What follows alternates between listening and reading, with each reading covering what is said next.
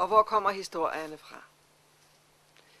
Jo, så gammel som livets fremspring på jorden er kodestrengen, vi formedes af. Og i mit blod er en gemt erindring fra alle de liv, som jeg kommer af. Derfor husker jeg tabte krige, og derfor husker jeg urtidsskælv, og derfor kender jeg afgrunds dyb smerte, skønt jeg aldrig har mærket den selv. Jeg husker at flyve på høens vinger og løbe på øgleben gennem et krat.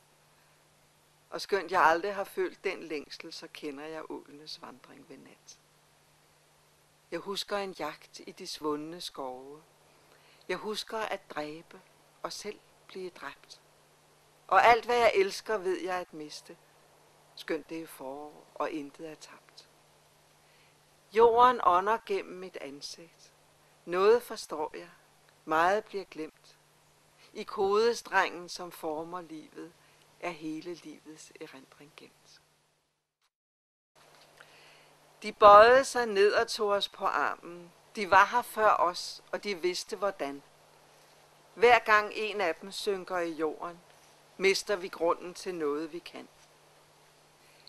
De bandt vores sko, de rakte os maden og gjorde så meget, vi ikke forstod. Men at blive set af venlige øjne gav os en tro på, at verden var god. Den var gal, når de tav og vendte os ryggen.